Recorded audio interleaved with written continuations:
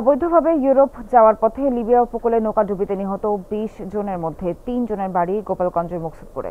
স্বজনরা জানান, মরদেহের ছবি দেখে পরিচয় শনাক্ত করা হয়েছে। মৃত্যুর খবরে পরিবারে কান্নার রোল। বিদেশ যেতে দালালের হাতে মোটা অঙ্কের টাকা তুলে দেয় পরিবারগুলো। অ্যান্টিঅক্সিডেন্ট ও ফ্লেভোনয়েড সমৃদ্ধ ফ্রেশ প্রিমিয়াম টি এক কাপে কাঁপিয়ে দিন। ভাগ্য ফেরানোর আশায় গেল নভেম্বরে দালালের মাধ্যমে ইউরোপ যেতে বাড়ি ছাড়েন গোপালগঞ্জের মুকসুদপুরের সাত্তার খন্দকার। লিবিয়া উপকূলে নৌকাডুবিতে তার মৃত্যুর খবরে স্বজনদের আহাজারি। পরিবার জানায়, সাত্তারকে বিদেশ পাঠাতে বাড়ি বন্ধক ও ঋণ করে দালালের হাতে প্রথমে তুলে দেওয়া হয় 12.5 লাখ টাকা। পরে লিবিয়া নিয়ে তাকে জিম্মি করে দফায় দফায় আরো 13.5 লাখ টাকা আদায় করে দালাল চক্র। 3 সন্তানের ভবিষ্যৎ নিয়ে দুশ্চিন্তায় সাত্তারের স্ত্রী। স্বজন হারানোর বেদনায় কাতর পুরো পরিবার।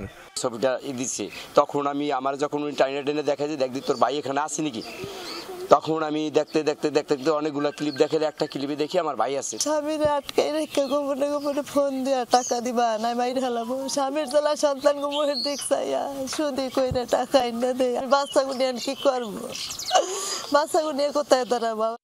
একই এলাকার আশিক ও রফিকুল শেখের পরিবারও তাদের ইউরোপ পাঠাতে দালালের হাতে তুলে দেয় মোটা অঙ্কের টাকা। সাত্তারের মতো আশিক ও রফিকুলেরও একই পরিণতি হয়েছে বলে জেনেছে পরিবার। মরদেহ দেশে ফিরিয়ে আনার আকুতি তাদের। মোবাইল টোবাইল 2-3 দিন আগে নিয়ে গেছে, আর কথা বলতে পারবো না। আমাকে নিয়ে যাইতেছে, তোমরা দালালের সাথে যোগাযোগ করো, আমরা কোথায় যাইতেছি কি করতেছি খবর নেও। আমরা যদি এরকম জানতাম তাহলে তার আমার ভাই পাঠাইতাম না। এনারা আপনার কাছে যেটাই লাশটাকে ফেরত আনা যায়।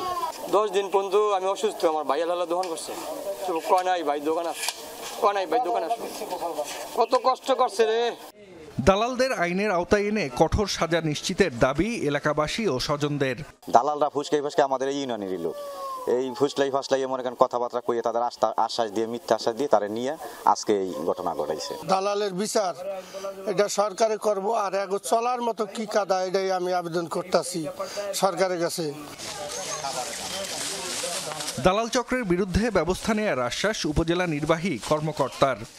এটা হচ্ছে সত্যতা পেয়েছি আমরা, লিখিতভাবে প্রতিবেদন পেয়েছি ইউনিয়ন পরিষদ থেকে। দালালদের দমন করার নিয়ম সবসময়ই, নতুন করে কিছু না, তবে এই ঘটনার কারণে হয়তো আরেকটু আমরা জোর দিয়ে চেষ্টা করব। সম্প্রতি লিবিয়া উপকূল থেকে উদ্ধার করা হয় 20 অভিবাসন প্রত্যাশীর মরদেহ। রেড ক্রিসেন্ট বলছে, মরদেহগুলো বাংলাদেশিদের হওয়ার সংখ্যাই বেশি। জাহিদ হাসান, যমুনা নিউজ।